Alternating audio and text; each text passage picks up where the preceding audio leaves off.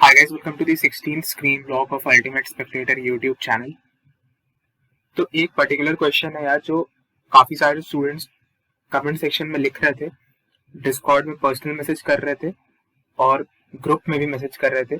और वो ये क्वेश्चन था कि क्या उन्हें अनअकैडमी ज्वाइन करनी चाहिए। अब पहले मैं क्वेश्चन का जो समरी है वो एक बार बता देता हूँ, उसके बाद इस वीडियो को स्टार्ट करेंगे। ठीक है, तो जो स्टूडेंट्स है उनका ये दिक्कत है कि क्या उन्हें अनअकैडमी ज्वाइन करनी चाहिए। फिर जो वाइब्रेंट का वहाँ पे सेशन होता है, मतलब वाइब्रेंट के जो टीचर्स है जो अनअकैडमी प्लेटफॉर्म को यूज करके पढ़ाते हैं, या न्यूक्लियस के जो टीचर्स है जो अनअकैडमी प्लेटफॉर्म को यूज करके पढ़ाते हैं, क्या मुझे उसमें इन्वॉल्व होना चाहिए। या फिर मेरा 11th खराब हो गया है और मुझे सब चीज कवर करना है, तो क्या मुझे अनअकैडमी का सब्सक्रिप्शन लेना चाहिए और उस पर पढ़ना चाहिए। ठीक है, तो ब्रॉडली इसी पूरे चीज पे ये वीडियो आज फोकस रहेगा। तो अगर जैसे कि कोई स्टूडेंट जो इसे देख रहा है उसे क्लियर है कि उसे अनअकैडमी ही लेना है, मतलब उसे अनअकैडमी का सब्सक्रिप्शन लेना है, तो वो प्लीज इस वीडियो को ना देखे। दूसरा, अगर किसी को कोई ऐसा स्टूडेंट है जिसे पता है कि उसे ऑफलाइन कोचिंग ही लेनी है, तो वो भी इस वीडियो को ना देखे। एंड तीसरा, कि सपोज किसी बच्चे ने अनअकैडमी में अपना सब्सक्रिप्शन ले रखा है, प्लस सब्सक्रिप्शन ले रखा है एंड वो अब स्विच नहीं कर सकता है या कर सकती है, तो वो भी इस वीडियो को ना देखे। एंड वाइस वर्सा भी, मतलब कोचिंग में पैसे दे रखे हैं और अनअकैडमी पे स्विच करना चाह रहे हैं लेकिन नहीं कर पा रहे, तो वो भी इस वीडियो को ना देखें, क्योंकि ये जो रिस्पेक्टिव कंस्ट्रेंट्स मैंने बताए हैं उसके बारे में इस वीडियो में हम लोग बात नहीं करने वाले हैं। ठीक है, तो अगर तुम लोगों के साथ ऐसा कोई कंस्ट्रेंट नहीं है तो इस वीडियो को देखो, और अब इस वीडियो को हम लोग स्टार्ट करते हैं। तो इस वीडियो को मैंने कुछ इस तरीके से ऑर्गेनाइज किया है कि मैं आप लोगों के सामने कुछ क्वेश्चंस रखूंगा। ठीक है, उसे पॉज करके एक बार अपने दिमाग में सोच लेना कि क्या इसका तुम्हारे पास कोई सूटेबल आंसर है, या फिर ये सिचुएशन में क्या तुम अपने आप को एडजस्ट कर पाओगे। अगर तुम्हारा जवाब हाँ है तो तुम्हें अपना आंसर मिल जाएगा, और ना है तो भी तुम्हें अपना आंसर मिल जाएगा। And at the end of this video तुम्हें पता चल जाएगा कि तुम्हें अनअकैडमी ज्वाइन करनी चाहिए या नहीं करनी चाहिए। ठीक है, और अगर तुम लोग इस वीडियो को 1.5x स्पीड पे नहीं देख रहे हो तो 1.5x स्पीड पे कर लो ताकि तुम लोगों का समय बचे। ठीक है, तो अब तुरंत जंप करते हैं अपने पहले क्वेश्चन की तरफ। तो जो पहला जो क्वेश्चन है ये है स्टडी मटेरियल। ठीक है, तो क्या होता है कि जब हम लोग ऑफलाइन कोचिंग में होते हैं तो हमें जो स्टडी मटेरियल मिलता है उसका वो हार्ड कॉपी मिलता है, जिसका मतलब कि हमें मॉड्यूल्स मिलते हैं, शीट मिलती है, डीपीपी मिलती है। ठीक है, टेस्ट पेपर मिलते हैं, वो सारे के सारे पेपर फॉर्मेट में होते हैं, मतलब हार्ड कॉपी होता है उसका। ठीक है, एंड जब तुम लोग अनअकैडमी ज्वाइन करोगे या उस पर अपना सब्सक्रिप्शन लोगे तो तुम्हें जो भी चीजें मिलेगी उसकी सॉफ्ट कॉपी मिलेगी, मतलब पीडीएफ फॉर्मेट में मिलेगा। ठीक है, ये एक मेजर चैलेंज है जो मुझे लगता है कि कुछ स्टूडेंट्स के साथ हो सकता है अगर वो लोग अनअकैडमी से पढ़ना चाह रहे हो तो। ठीक है, अब ये चैलेंज क्यों है? चैलेंज ये इसलिए है क्योंकि क्या होता है कि हम लोग जब जेई के सवाल लगा रहे होते हैं, ठीक है, तो रिवाइज करने के लिए हम लोग क्या करते हैं, सपोज हम एक किसी चैप्टर का एक पन्ने पे है अभी, और यहाँ पे क्वेश्चन नंबर 1 2 3 4 ऐसे दिया हुआ है। ठीक है, हम बना रहे, हमसे बहुत सारे सवाल बन गए, सपोज क्वेश्चन नंबर 2 नहीं बना तो हम लोग उसे हाईलाइटर से हाईलाइट कर देते हैं या सर्कल मार के छोड़ देते हैं। ठीक है, ताकि जब हम लोग उसे फाइनली जेई मेंस के टाइम पे रिवाइज करें तो इन सवालों पे हमारा नजर तुरंत चले जाए और इसको तुरंत बना लें। और बिल्कुल इसी तरीके से जेई एडवांस के लिए भी हम लोग इसे मार्क करके रखते हैं। ठीक है, ये एक फैक्टर है।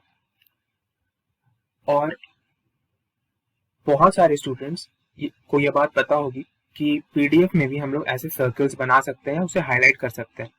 ठीक है, तो अब ये अपने पर्सनल चॉइस पे आ जाता है कि क्या तुम्हें हार्ड कॉपी पसंद है या पीडीएफ फॉर्मेट में पसंद है। फॉर एग्जाम्पल, मैं अपना एक एग्जाम्पल दे देता हूँ कि मैं जब क्लास 10th में था तो एक किताब आती है ऑर्गेनिक केमिस्ट्री की, उसे हम लोग कहते हैं पोला वाई ब्रोस। ठीक है, उसकी किताब, वो काफी अच्छी किताब होती है। जब मैं क्लास 10th में था तो मुझे उसके बारे में पता चला था और मैंने उसका पीडीएफ वर्जन डाउनलोड कर लिया था और उसे पढ़ना भी स्टार्ट किया था। लेकिन मुझे उसको पढ़ना बहुत ज्यादा डिफिकल्ट लगता था क्योंकि वो ऑनलाइन मीडियम में था। मैं जब चाहता उसे देख नहीं सकता था, मुझे बार बार अपना लैपटॉप खोलना पड़ता, प्लस आंख में बहुत ज्यादा स्ट्रेन पड़ता है बहुत ज्यादा टाइम तक स्क्रीन देखने से। एंड मैं उस पर जब उसे हाईलाइट भी कर देता था तो मैं कभी उसे रिविजिट नहीं करता था, ठीक है। लेकिन जब मैं क्लास 11th में आया तो मैंने ये किताब ही खरीद ली थी, पोला वाई ब्रूस की, और इस किताब को मैंने लगभग पूरा पढ़ा था, ठीक है। मतलब जितने भी चैप्टर्स हमने जेई के काम के, और जब मैंने उसे पढ़ा तो उसे समझने का एक अलग पर्सपेक्टिव डेवलप हुआ, क्योंकि मैं हर चीज को अंडरलाइन कर पा रहा था। सपोज मैं अगर वहां पे SN2 रिएक्शन ही पढ़ रहा था तो उसे मैंने एक बार अंडरलाइन किया, उससे कुछ नोट्स निकाल लिए, और साथ ही साथ उसे बार बार रिवाइज भी कर पा रहा था, ठीक है। तो जिसकी वजह से मेरा जो पढ़ने का प्रोसेस था वो बहुत ज्यादा ईजी हो गया, ओके। एंड कुछ लोगों को प्रॉब्लम भी होती है कि वो लोग ऑनलाइन ज्यादा नहीं पढ़ना चाहते, ऑफलाइन ज्यादा पढ़ना चाहते हैं, मतलब हार्ड कॉपी के फॉर्मेट में चीजें पढ़ना चाहते हैं, ठीक है। तो उन लोगों के लिए तब अनअकैडमी एक थोड़ा नेगेटिव फैक्टर पोज करेगा, ओके। मोस्ट प्रोबेबली जो तुम्हें यहाँ पे रिसोर्सेज मिलेंगे, फॉर एग्जांपल अगर तुम लोग न्यूक्लियस का प्रोग्राम ज्वाइन करते हो, अगर वो चल रहा हो तो, या वाइब्रेंट का अगर चल रहा हो तो, अगर तुम उसका प्रोग्राम ज्वाइन करते हो तो तुम्हें वाइब्रेंट का ही मॉड्यूल कोचिंग में भी मिलेगा और यहाँ पे भी मिलेगा, ठीक है। लेकिन इस डिफिकल्टी को देखते हुए तुम लोग अपना डिसीजन लेना कि तुम्हें क्या चीज ज्यादा सूट करता है, ठीक है। एंड कुछ लोगों के दिमाग में आ रहा होगा कि मुझे यहाँ से जो पीडीएफ मिलेंगे उसे मैं प्रिंट करवा लूंगा, ठीक है। तो वो फिर तुम्हारा पर्सनल चॉइस है। अगर तुम लोग उसे प्रिंट करवा सकते हो तो well and good, but according to my experience लोग इतना नहीं करते, प्रिंट नहीं करवाते। बस वो लोग के पास जो आ गया वो लोग खुद को प्रोक्रेस्टिनेट करने लगेंगे और पीडीएफ से ही फिर पढ़ना चालू कर देंगे, या फिर नहीं पढ़ेंगे, ठीक है। तो प्रैक्टिकली इट इज पॉसिबल, लेकिन लोग करेंगे नहीं, ठीक है। लेकिन ये एक पॉसिबिलिटी है, ठीक है। तो अब तुम लोग इसको देख के अपना पूरा डिसीजन लेना, ठीक है। एंड एक और बात कि जैसे कि मैं एक टेस्ट सीरीज के बारे में बता रहा था कि न्यूक्लियस में भी और एलन में भी एक टेस्ट सीरीज चलता है, इसका नाम स्कोर होता है, ठीक है। अब वो इसके पेपर तुम्हें अनअकैडमी के प्लेटफॉर्म पे देंगे नहीं देंगे, इसके बारे में मुझे कुछ नहीं पता, ठीक है। तो इसके बारे में मैं कुछ बात भी नहीं करूंगा, लेकिन ऑफलाइन मोड पे वो चीज तुम्हें मिल जाती, ठीक है। ये एक प्लस पॉइंट था ऑफलाइन में स्टडी मटेरियल के, अगर हम लोग पॉइंट ऑफ व्यू से देखें तो। एंड अगर हम लोग स्टडी मटेरियल ही डिस्कस कर रहे हैं तो हम लोग नोट्स के बारे में बात कर लेते हैं, ठीक है। तो नोट्स के बारे में अगर हम लोग बात करें तो अगर तुम लोग ऑफलाइन कोचिंग में पढ़ोगे किसी भी कोचिंग सेंटर पे, तो तुम्हें जो टीचर्स पढ़ाएंगे वो इसी ओरिएंटेशन में पढ़ाएंगे ताकि तुम लोग अपने नोट्स को फॉर्म कर पाओ, एक प्रॉपर डायरेक्शन में उस नोट्स को ले जा पाओ, मतलब अपने हिसाब से पूरी तरीके से कस्टमाइज कर पाओ अपने नोट्स को, ठीक है। लेकिन ऑनलाइन फॉर्म में हो सकता है कि तुम्हें दिक्कतों का सामना करना पड़े, क्योंकि मैं भी अभी ऑनलाइन क्लासेस कर रहा हूँ, मतलब मेरे कॉलेज की ऑनलाइन क्लासेस, और मुझे नोट्स फॉर्म करने में काफी ज्यादा दिक्कत होता है, ठीक है। हाँ, तुम लोग के पास एक ऑप्शन है, कुछ लोगों के दिमाग में आ रहा होगा कि मेरे पास रिकॉर्डेड लेक्चर्स का सहारा है, मैं उससे देख के फिर से नोट्स फॉर्म कर लूंगा। तो ये भी एक मेथड है जो प्रैक्टिकल तो है, लेकिन मतलब उतना ज्यादा फीजिबल तो मैं नहीं कहूंगा। उसका क्या रीजन है? तो उसका ये रीजन है कि सपोज 1-2 घंटे की क्लास हो रही है, तुम 2 घंटे की क्लास को मूवी की तरह देख रहे हो और फिर 2 घंटे अपना निकाल के उसके नोट बना रहे हो, तो ऐसा तुम्हारे दिमाग में डेफिनेटली एक चलेगा कि मैं उस वीडियो को 2 बार देख रहा हूँ या देख रही हूँ तो मुझे और अच्छा समझ में आएगा। लेकिन ऐसा कुछ नहीं होता। अगर तुम उसी पॉइंट पे उसके नोट्स बना लो और उसी को अगले 2 घंटे तक रिवाइज करो या 2 बार रिवाइज कर लो तो वो ज्यादा फायदा देगा, ठीक है। एंड एक लास्ट पॉइंट मैं ऐड कर देता हूँ, पता नहीं इसका बहुत ज्यादा सेंस बनेगा कि नहीं बनेगा, क्योंकि ये चीज वो एक्सटर्नल इन्वायरमेंट जिसे हम लोग कहते हैं एक रिएक्शन के टाइम पे बहुत ज्यादा उससे रिलेटेड है कि जब तुम अगर किसी ऑफलाइन कोचिंग में पढ़ रहे हो तो वो जो नोट्स है वो एक टीचर बाउंड होता है एक बहुत अच्छे नोट्स तुम्हें देने के लिए, लेकिन क्योंकि ये अनअकैडमी के प्लेटफॉर्म पे एक पूरी ऑर्गेनाइजेशन आगे पढ़ा रही है तो I am not very sure कि वो मतलब अपने फुल पोटेंशियल पे काम करेंगे या नहीं करेंगे। मतलब it is just like that external environment thing जिसके बारे में मुझे नहीं पता, हो सकता है करें, हो सकता है उससे ज्यादा अच्छा करें, but it is a thought जो मेरे दिमाग में है या आता अगर मैं अनअकैडमी लेना चाहता, उसका सब्सक्रिप्शन लेना चाहता तो, ठीक है। एंड अभी के लिए तुम लोग के दिमाग में, बहुत लोग के दिमाग में एक चीज चल रहा होगा कि अनअकैडमी का जो कोर्स है वो काफी ज्यादा सस्ता है, ठीक है, और ऑफलाइन कोचिंग काफी ज्यादा महंगा है। तो अभी के लिए इस पैरामीटर को पूरे पिक्चर से हटा दो, ठीक है। लास्ट में 2 मिनट हम लोग इसके बारे में भी बात करेंगे, ठीक है, लेकिन अभी के लिए इसको पूरे तरीके से अपने दिमाग से निकाल दो, क्योंकि तुम्हारा आने वाला 2 साल इस फीस से, मतलब चाहे तुम 30,000 देके प्लस सब्सक्रिप्शन लो 1 साल का, मतलब टोटल 60,000 का, ठीक है, या फिर 2 लाख रुपए देके पूरा कोर्स ले लो किसी अच्छे कोचिंग पे। मतलब ये 2 लाख तो मैंने फुल कोर्स का बता दिया, लेकिन जनरली 2 लाख तो कोई नहीं देता, मतलब स्कॉलरशिप तो हर कोई किसी को मिलता ही है, ठीक है। तो खैर अभी के लिए इस पूरे सिस्टम को हटा दो, मतलब इस पैसे वाले सिस्टम को हटा दो, ठीक है। अब ये हो गया पूरा अपना स्टडी मटेरियल और नोट से रिलेटेड। अब बढ़ते हैं अपने दूसरे पॉइंट की तरफ। अब जो दूसरा पॉइंट है ये बहुत ही ज्यादा इंपॉर्टेंट पॉइंट मुझे लगता है, ठीक है। ये है slow teaching and teaching with the help of PPTs, ठीक है। देखो, तो क्या होता है कि अनअकैडमी पे तुमने ऐसा फील किया होगा, ऐसे तुम लोग तो स्टूडेंट्स हो तो तुम लोगों ने फील नहीं किया होगा, लेकिन अगर तुम्हारे भैया दीदी किसी आईआईटी एनआईटी या इंजीनियरिंग कॉलेज से पढ़ रहे हैं या पढ़े हैं, ठीक है, या बेसिकली जेई के जो पूरे रिगरस प्रोसेस के थ्रू गुजर चुके हैं, उन्हें एक बार इन वीडियोस को दिखाना, मतलब फ्री ट्यूटोरियल तो यूट्यूब पे पढ़े ही हुए हैं, तो उन्हें एक बार दिखाना, तो तुम्हें वो लोग भी एक चीज से अग्री करेंगे कि ये जो वीडियोस है या फिर ये जो पढ़ाई हो रही है ये काफी ज्यादा स्लो पेस्ड है, ठीक है। इसका क्या मतलब कि सपोज अगर कोई एक चैप्टर को 3 घंटे में खत्म करना है, ठीक है, बस एक हाइपोथेटिकल एग्जांपल है, तो उसे उन्होंने बहुत मतलब बिना किसी रीजन के उसे 4.5 घंटे में खींच दिया, ठीक है। अब इस स्लो पेज का क्या रीजन है, तो इस चीज के बारे में मैंने एक अनअकैडमी में काम करते हुए एक एडुकेटर से बात की थी, तो उन्होंने मुझे इसका रीजन बताया था। ये रीजन मैं अभी इस चैनल पे तो नहीं बताने चाहता हूँ, क्योंकि उन्होंने जो बताया था मैं उसके लिए 100% कंफर्म नहीं हूँ कि ऐसा होता है कि नहीं होता है, ठीक है। तो जब तक वो चीज़ कंफर्म नहीं हो जाती तो मैं वो चीज़ शेयर नहीं करूंगा, लेकिन हाँ, पढ़ाई वहाँ पे थोड़ी सी स्लो पेस्ड होती है, ठीक है। और इस चीज़ का हो सकता है कि किसी को ये प्लस पॉइंट से दिख रहा हो, लेकिन एक्चुअली ये प्लस पॉइंट नहीं होता है। अगर तुम अपने क्लास में बहुत स्लो स्लो चीज़ों को सीख रहे हो तो फिर तुम्हारा एक तरीके से मेंटल जो कैपेबिलिटीज है वो थोड़ा कहीं ना कहीं डिक्रीज हो रहा है, ठीक है। चीजों को इनटेक करने का, वापस से फिर आउटपुट देने का रेट तुम्हारा ओवरऑल स्लो हो रहा है, ठीक है। तुम हमेशा एक कंफर्टेबल अपने जोन में हो और अपने आप को पुश नहीं कर रहे हो, तो इसीलिए वो दिक्कत है, ठीक है। एंड डेफिनेटली अगर तुम लोग इस वीडियो को देख रहे हो बहुत ज्यादा रिगरस जेई के पढ़ाई से नहीं गुजरे हो, तो तुम्हें ये बात का अभी तक मतलब पता भी नहीं चलेगा कि मैं बोल क्या रहा हूँ, क्यों स्लो का असर खराब होता है और फास्ट पढ़ने का असर अच्छा होता है, ठीक है। अब दूसरी जो चीज है वो मैं बता देता हूँ, एक है पीपीटीज, ठीक है। तो तुम लोगों ने डेफिनेटली सुना होगा ये बात कि आईआईटी में जब स्टूडेंट्स आ जाते हैं तो उन्हें पढ़ने का मन नहीं करता, ठीक है।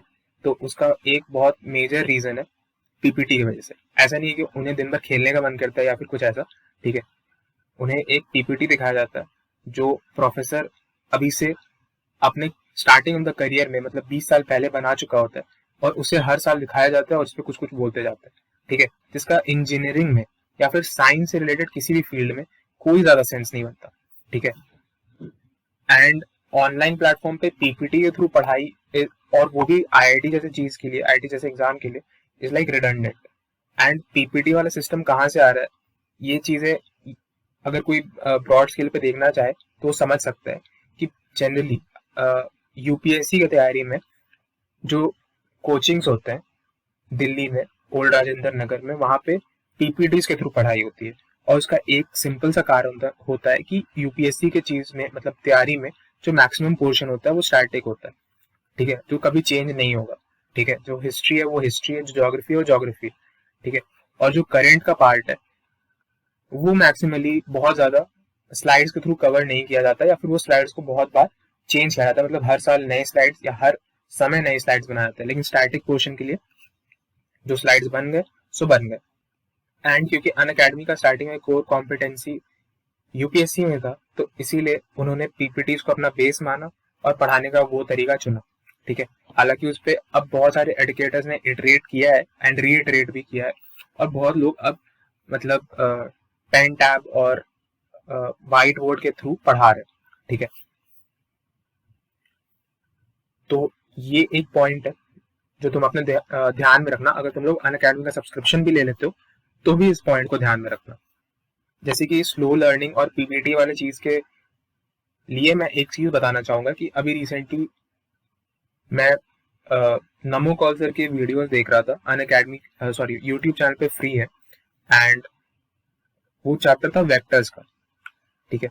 And I was watching that playlist, and मैं क्यों देख रहा था और वो वहां तक कैसे पहुंचा, इसका एक बहुत छोटा सा स्टोरी है। क्योंकि vectors is also use in programming, और मैंने बस वेक्टर्स टाइप किया यूट्यूब पे तो उनके वीडियोज आ गए, ठीक है। तो इसीलिए मैंने सोचा चलो देख लेते हैं। तो मैंने जब देखा तो मैंने फिर से यही चीज फील की कि ये तो बहुत ही ज्यादा स्लो पढ़ा रहे, और उन्होंने उस समय उन चीजों को पीपीटी के थ्रू पढ़ाया था, ठीक है।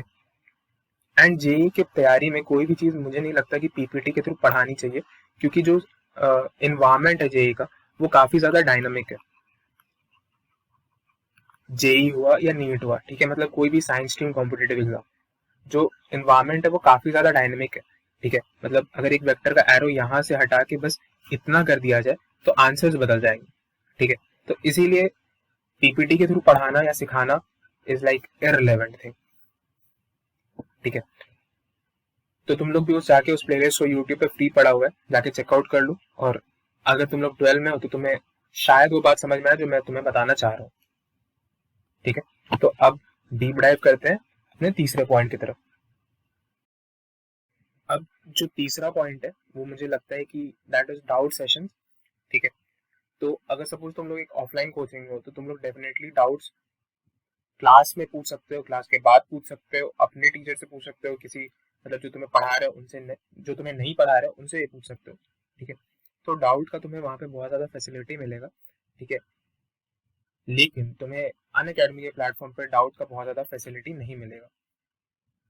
रीजन बीइंग कि अन अकेडमी के प्लेटफॉर्म पे तुम्हें डाउट पूछना पड़ता है चैट सेक्शन में, या तो अपने डाउट को लिख के उसका फोटो खींच के भेज दो उस पर, या फिर उसे टाइप करके तुम समझा दो, ठीक है। अब इसमें क्या प्रॉब्लम्स आ सकती है, तो इसमें सबसे पहले तो यही प्रॉब्लम है कि एक डाउट मतलब अगर एक लाइव सेशन भी चल रहा है तो उसे मान लो कि अगर 100 लोग भी देख रहे हैं और एक पर्टिकुलर पॉइंट पे किसी को कुछ डाउट भी आया तो वो पूरा चैट बॉक्स ही स्पैम हो जाएगा, ठीक है, जिसकी वजह से प्रॉपर डाउट क्लियरेंस नहीं हो पाएगा, ठीक है। अन अकेडमी एक और चीज इसके लिए करता है ताकि कुछ दिनों के बाद मतलब 2-3 दिन के इंटरवल पे डाउट सेशंस ऑर्गेनाइज कराता है, या फिर तुम उसे एक नया मतलब as in a thread create करके डाउट्स पूछ सकते हो, जिसपे टीचर भी रिस्पॉन्स कर सकता है और अलग स्टूडेंट्स भी मतलब रिस्पॉन्स कर सकते हैं, ठीक है। बट फॉर एग्जाम्पल मैं फिजिक्स का एक चैप्टर पढ़ रहा हूँ, रोटेशन, ठीक है। अब रोटेशन में मुझे यही फॉर्मूला नहीं समझ में आया, v is equal to are omega, यही मुझे नहीं समझ में आ रहा है कि ये क्या लिखा हुआ है, ठीक है। तो इसके आगे कुछ भी चीज़ उस क्लास में हो रही है तो उसे करने का कोई पॉइंट ही नहीं बनता। सपोज मुझे v equal to are omega समझ नहीं आया और मैंने उसे चैट बॉक्स में बार बार पूछा, ठीक है। सपोज करो टीचर ने मेरा डाउट देख भी लिया, ठीक है, और टीचर ने उसे एड्रेस भी किया कि फिर से उसने फिर से डायग्राम बनाया चक्के का घूमते हुए, ओमेगा दिखाया, वी दिखाया और समझाया, ठीक है। लेकिन अगेन मुझे फिर भी समझ में नहीं आया, फिर मुझे इसके एक कंसेप्ट में ही दिक्कत आ रहा है कि या फिर सपोज बहुत बेसिक सा डाउट है कि ओमेगा ऐसा क्यों है भाई, मतलब ओमेगा क्लॉकवाइज या एंटी क्लॉकवाइज क्यों है, ठीक है। मतलब कुछ भी बहुत बेसिक सा भी डाउट है, ठीक है। तो तुम उसे पहली बार तो प्रॉपरली मुझे लगता नहीं है कन्वे भी कर पाओगे, एंड अगर कर भी दिए तो बहुत जल्दी या बहुत इफेक्टिव सोल्यूशन तुम्हें मिल जाएगा, इसकी गारंटी तो तुम्हें अब सोचनी है, ठीक है। लेकिन ऑन दी कॉन्ट्ररी अगर तुम लोग एक ऑफलाइन क्लास में हो तो मान लो कि उस ऑफलाइन क्लास का स्ट्रेंथ मान लो 180 बच्चे का है, ठीक है। कोटा में चले जाओगे तो तुम्हें 180 बच्चों की क्लास में बैठना पड़ेगा, ठीक है। वहां पे तुम लोग तुरंत अपना हाथ खड़ा करके क्लास में क्वेश्चन पूछ सकते हो, ठीक है।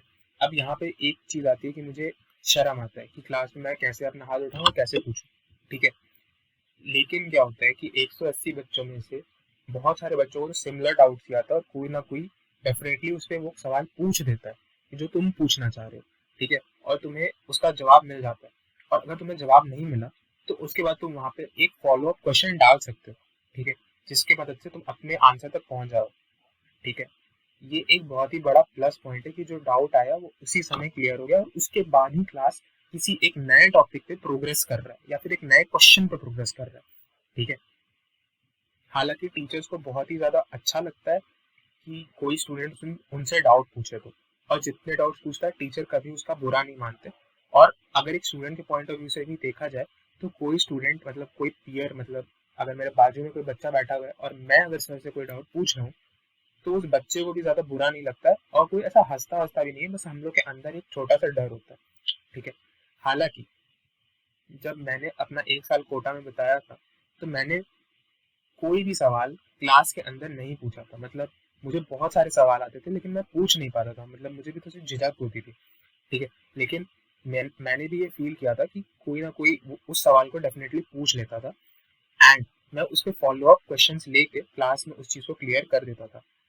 एंड अगर फिर भी मुझे कोई चीज पूछना है और मैं उस समय पूछ नहीं पा रहा हूँ और मुझे लग रहा है कि वो बहुत ज्यादा इंपॉर्टेंट नहीं होने वाला है इस क्लास में, तो मैं क्या करता था, एक सिंपल सा एक पेपर में उन चीजों को हल्का हल्का कीवर्ड्स में लिख लेता था, ठीक है। फॉर एग्जाम्पल यहाँ पे V equal to are omega ही लिख लिया, ठीक है।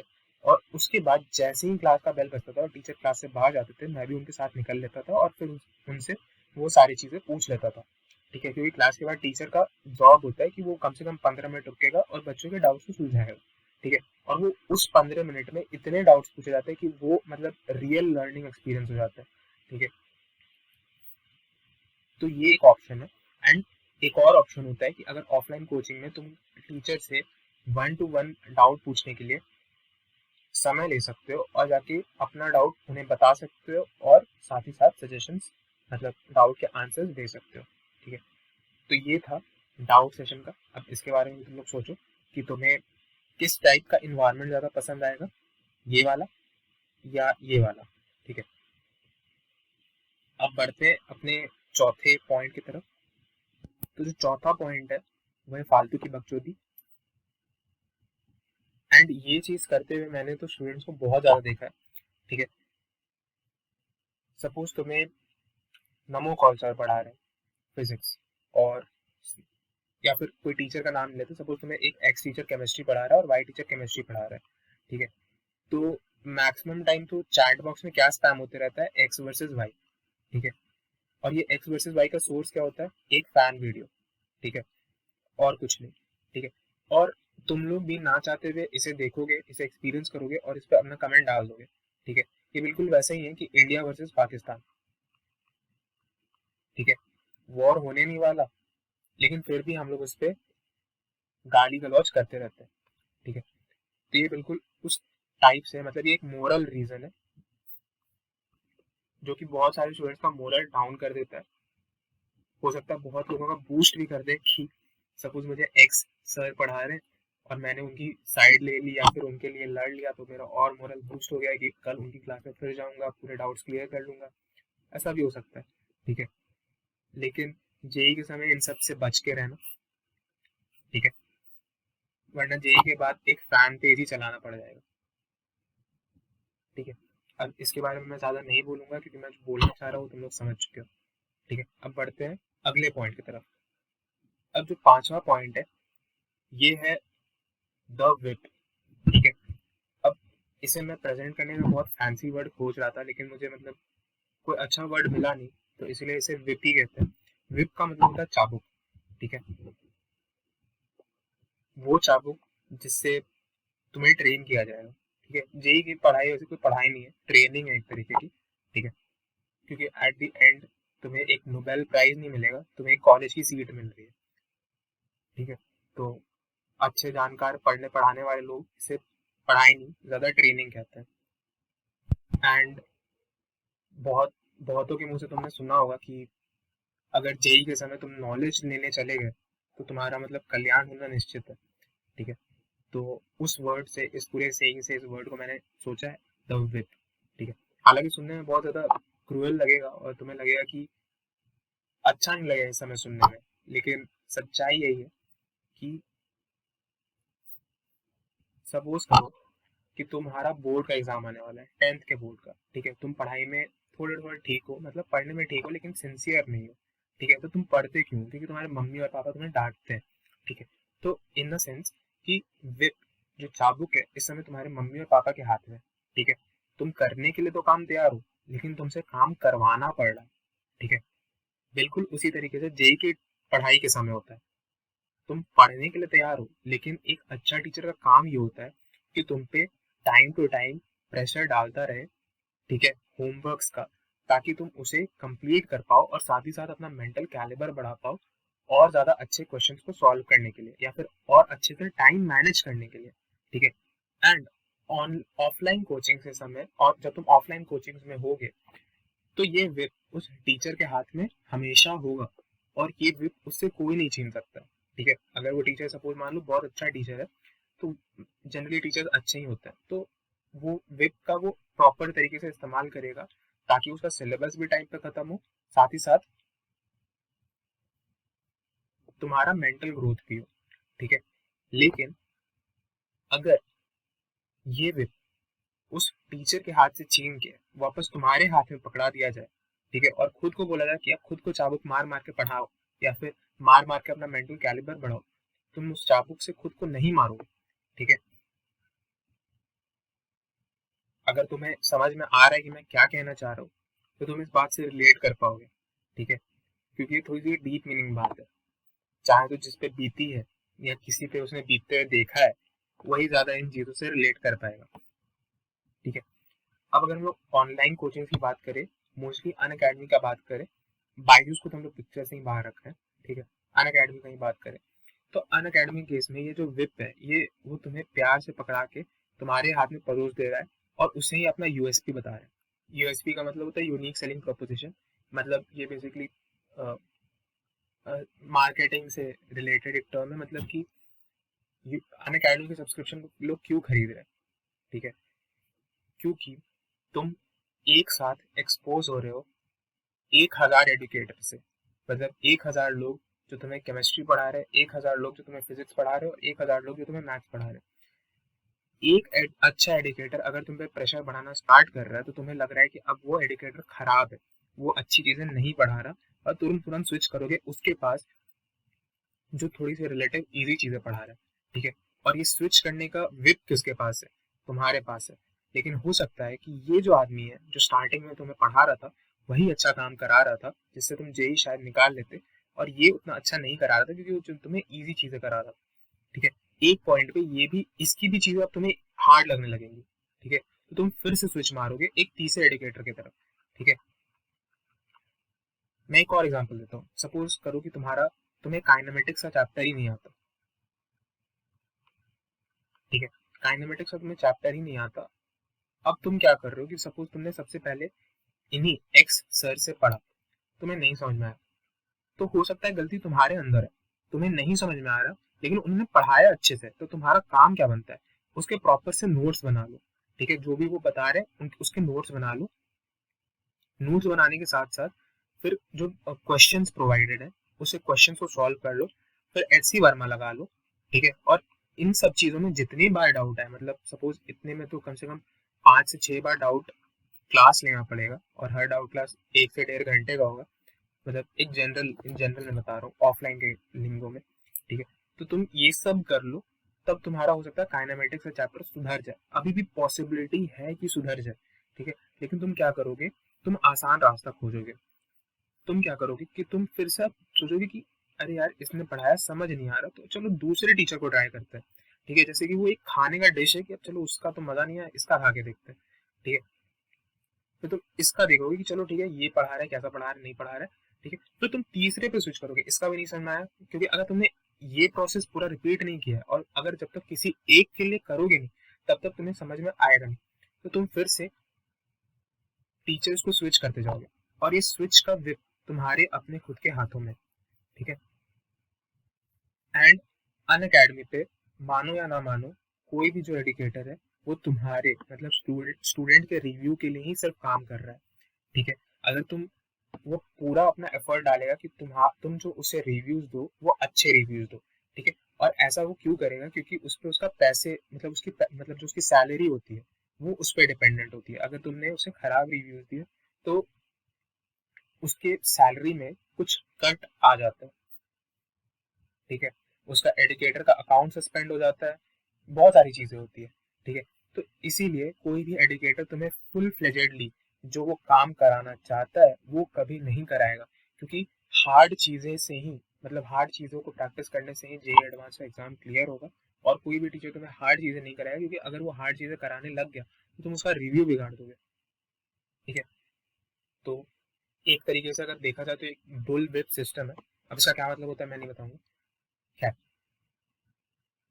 लेकिन तुम अगर समझ रहे हो कि दिक्कत क्या आ रही है तो तुम्हें समझ में आ रहा है। लेकिन अगर तुम एक ऑफलाइन सिस्टम से जुड़े हुए हो, तुम हमेशा, तुम्हें जो कोई इंसान पढ़ाएगा उसके हाथ में कंट्रोल रहेगा कि तुम्हें वो कितना भी होमवर्क दे सकता है, कैसे भी समझा सकता है, लेकिन तुम्हारे हाथ में वो रिस्पॉन्सिबिलिटी और फ्रीडम भी देगा कि तुम कितनी भी बार उससे डाउट क्लासेस ले लो, कितने भी डाउट पूछ लो, वो तुम्हें मना नहीं कर सकता, ठीक है।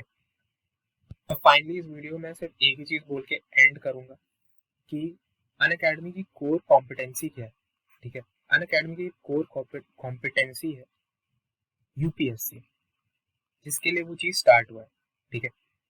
अब यूपीएससी में ही जो एस्पिरेंट्स है वो अनअकैडमी के परफॉर्मेंस रिव्यू से खुश नहीं है, ठीक है। तो इसके बाद ये कितनी भी चीजें स्टार्ट कर दे, ठीक है, मतलब आईआईटी का कोचिंग स्टार्ट कर दे, नीट का कोचिंग स्टार्ट करा दे, कैट के कोचिंग में घुस जाए, ठीक है, या फिर फिक्शनल नॉन फिक्शनल बुक्स के ही कंटेंट में घुस जाए, ठीक है, वो उतना भरोसेमंद नहीं होगा, ठीक है, क्योंकि उसने अपने कोर कॉम्पिटेंसी पे ही अच्छे से काम नहीं किया है। अब कोर कॉम्पिटेंसी में हारने का क्या मतलब होता है, तो उसका सिंपल सा एग्जांपल है कि सपोज कांग्रेस अमेठी में ही अच्छा काम ना कर रही है और वहीं पे हार जाए और बोले कि मैं पूरे इंडिया का विकास कर दूंगा या कर दूंगी, तो ये वही बात है, ये वही बात है कि मैं बोल रहा हूँ कि मेरी केमिस्ट्री बहुत ज्यादा अच्छी है और बोर्ड के एग्जाम में फेल हो जाए, ठीक है। तो कोर कॉम्पिटेंसी में हारने का यही मतलब होता है। और अगर तुम्हें अन अकेडमी के और रिव्यूज चाहिए या फिर यूपीएससी से रिलेटेड रिव्यूज चाहिए, क्योंकि तुम्हें अभी तक तुम्हें पता भी नहीं होगा कि यूपीएससी का वो कैसा पढ़ा रहे हैं नहीं पढ़ा रहे, तो सिंपल सा एक लिंक मैं डिस्क्रिप्शन में डाल दूंगा, उस लिंक को क्लिक कर लेना, उस वीडियो को देख लेना, उसके कमेंट सेक्शन के थ्रू स्क्रॉल डाउन कर जाना, ठीक है। तुम्हें पूरा चीज पता चल जाएगा कि अन अकेडमी यूपीएससी में कितनी बुरी तरीके से काम कर रही है। और हाँ, इस वीडियो को तुम्हें फिर भी देखना, मतलब अगर तुम लोग के दिमाग में है कि तुम्हें अन अकेडमी ज्वाइन करना है आईआईटी के लिए, तो फिर भी तुम लोग इस वीडियो को देखना, क्योंकि इस वीडियो में बहुत अच्छे कुछ पॉइंट्स इस स्टूडेंट ने उठाए हैं। और ये स्टूडेंट अन अकेडमी में ही पढ़ रहा था, उसने कुछ ऐसे पॉइंट्स उठाए हैं कि मुझे प्रॉमिस किया गया था कि suppose X Y Z sir Unacademy पे मुझे पढ़ाएंगे, लेकिन जब मैं वहां तक आया, मतलब अन अकेडमी पर मैं सब्सक्रिप्शन लिया, तो वो सर ही जा चुके थे, उन्होंने कहा कि मेरी अन अकेडमी से मतलब कुछ झगड़े हो गए हैं सैलरी को लेके या किसी चीज को लेके, इसलिए मैं निकल रहा हूँ, ठीक है। तो ये एक चीज है। और अन अकेडमी पे कोई भी टीचर का जब जिस दिन उसे असलियत में याद आ जाए कि उसने टीचिंग फील्ड को क्यों चुना था, तो वो उस दिन वो अन अकेडमी छोड़ देगा, ठीक है। क्योंकि अन अकेडमी पे टीचर और मार्केटर का एक ही सेगमेंट है। अगर तुम्हारे पास एक यूट्यूब चैनल है जिस पे 100 के सब्सक्राइबर्स है और हर महीने उससे 3 या 4 लोग कन्वर्ट कर जाएं, तो Unacademy is like very happy, वो तुम्हें मतलब बहुत अच्छा पैकेज देगा, बहुत एकदम सर पे चढ़ा के रखेगा। और तुम अच्छा पढ़ाओ या ना पढ़ाओ, पता नहीं किसे किसे अपने टीम में जोड़ा हुआ है। मैंने बताया था एक इंसान बस स्कॉलरशिप्स के बारे में बताता था एंड रिचार्ज के बारे में, कूपन के बारे में बताता था, और वो भी अन अकेडमी पे अपना कोर्स सेल कर रहा था, क्योंकि उसके चैनल पे 150 के सब्सक्राइबर्स थे, ठीक है। मतलब कोर्स वो सेल कर रहा था इन द सेंस कि मेरे कूपन कोड से ज्वाइन करो ताकि तुम्हें 10% डिस्काउंट मिल जाए, ठीक है। तो इसीलिए platform is kind of unethical, and इसीलिए जो कोर टीचर्स को छोड़ के बाकी जितने भी टीचर्स हैं वो सारे के सारे वेरिएबल है, ठीक है। और कोर टीचर का ग्रुप भी अब वेरिएबल ही हो रहा है, अगर तुम लोग ध्यान से देखो तो अब तुम्हारे ऊपर है पूरा डिसीजन। वीडियो काफी लंबा हो गया और मैंने सोचा था ये वीडियो कुछ भी हो जाए, मैं 10 मिनट से ज्यादा वीडियो नहीं खींचूंगा, ठीक है। लेकिन फिर मुझे ऐसा रियलाइज हुआ कि वीडियो काफी ज्यादा लंबा हो गया, और मुझे इसको पार्ट्स में करने का कोई बहुत ज़्यादा मन नहीं था, क्योंकि अगर मैंने अनअकैडमी के बारे में कुछ बताया है तो मुझे कोचिंग्स के बारे में कुछ बताना चाहिए, अगर उसमें कुछ डीमेरिट्स हैं तो। ठीक है, तो अगर मुझे ऐसा कुछ लगेगा या फिर स्टूडेंट्स से ऐसे कुछ क्वेश्चंस आएंगे, ठीक है, तो मैं उसे डेफिनेटली उसको भी एड्रेस करूंगा। ठीक है, बिफोर एंडिंग दिस वीडियो मैंने तुम लोग से एक बात कही थी ड्यूरिंग दिस वीडियो कि पैसे वाले चीज़ को पूरी तरीके से अभी के लिए भूल जाना। ठीक है, उसका मैं एक रीज़न, सिंपल सा एक रीज़न दूंगा कि personally I also belong to a lower middle class family. ठीक है, एंड कोचिंग की फीस मेरे लिए भी उतनी ही एग्जॉर्बिटेंट है या थी जितनी तुम्हारे लिए करेंटली है। ठीक है, तो आई नो दैट सिस्टम, लेकिन फिर भी मैंने कोचिंग को ही प्रेफर किया। एक्चुअली मैं आई वाज लकी कि उस समय ऑनलाइन का ऐसा कुछ ट्रेंड भी नहीं था, जस्ट उस समय अनअकैडमी लॉन्च हो रहा था and it had launched in UPSC का सेगमेंट। ठीक है, तो आई वाज वेरी लकी, और मैं वैसे अगर वो होता भी तो भी नहीं लेता। ठीक है, क्योंकि तुम लोग इस पर्टिकुलर टाइम पे कोचिंग के मान लो कि अगर मैक्सिमम पॉसिबल फीस है जो कि 2 लाख रुपए है, अगर उसे भी तुम लोग देख रहे हो, तो सपोज करो कि तुमने यहाँ पे इस अमाउंट को इन्वेस्ट किया, मान लो 2 लाख रुपए इन्वेस्ट किए, वो खुद पे किए। It was like a human investment, मतलब जो तुम खुद पे इन्वेस्ट कर रहे हो। ठीक है, एंड तुम लोग अभी से 4 साल के बाद फिर जॉब फील्ड में उतरोगे। ठीक है, और अपना मिनिमम से मिनिमम भी, अगर अच्छे कॉलेज से जॉब में जाते हो तो कितना तुम्हें सैलरी मिलती है, पैसे मिलते हैं, वो मुझे बताने की जरूरत नहीं है, उसके लिए बहुत लोग हैं अभी। ठीक है, तो उन लोगों के चैनल पे जाओ और देख लो, तुम्हें पता चल जाएगा। ठीक है, and then this number will be irrelevant, मतलब ये 2 लाख रुपए का कोई मायने नहीं रह जाएगा। इन द सेम वे, जब तुम यहाँ से इसके 30 ईयर्स के बाद अपना करियर को एंड करोगे, मतलब बस रफ एस्टिमेट है, मतलब गिना तो नहीं है, 30-40 ईयर्स के बाद, ठीक है, तब तुम उस समय की अपनी सैलरी को इमेजिन करो। ठीक है, और इस नंबर को फिर देखो 2 लाख के, और फिर तुम्हें ये 2 लाख और ज्यादा रिडंडेंट लगने लगेगा। ठीक है, क्योंकि अगर तुमने एक मिनिमम अमाउंट, मतलब मिनिमम तो नहीं है, लेकिन अगर तुमने एक अमाउंट एक इनिशियल टाइम पे खुद पे इन्वेस्ट किया, तो उसका रिटर्न लॉन्ग टर्म पे तुम्हें कंपाउंड होके मिल जाएगा। ठीक है, मैं बस ये तुम्हें इसलिए बता रहा हूँ कि ताकि तुम्हारे दिमाग से जो पैसे की चीजें हैं वो हट जाए। ठीक है, मैंने भी स्टार्टिंग में जब मैं कोटा जा रहा था इन माय ड्रॉप ईयर, तो मैंने सोचा था कि पैसे बहुत ज़्यादा लगेंगे, एंड लिटरली आई ट्राइड, मतलब जब मैं कोटा पहुंचा तो आई वाज लाइक कि मुझे वापस अपने घर जाना। ठीक है, एंड देन मतलब मेरे पापा ने मुझे कहा था कि बेसिकली हिम्मत दिलाया था कि जहाँ गए हो वो एक अच्छी जगह है, और वहां से कुछ करके वापस आना है, और पैसे की चिंता नहीं करनी है। And indirectly after I got into IIT, जितने भी पैसे मैंने अपनी कोचिंग में लगाए थे, वो मेरे फर्स्ट ईयर में ही मुझे वापस मिल गए in the form of scholarships. ठीक है, तो इसीलिए मैं तुम लोगों को भी कहूंगा कि अभी पैसे की चीज को छोड़ो, और जो तुम्हारा दिल कह रहा है उस पे भरोसा करो, और वो चीज को ज्वाइन करो जहाँ पे तुम्हें लग रहा है कि तुम अच्छा एक रिजल्ट दे पाओगे।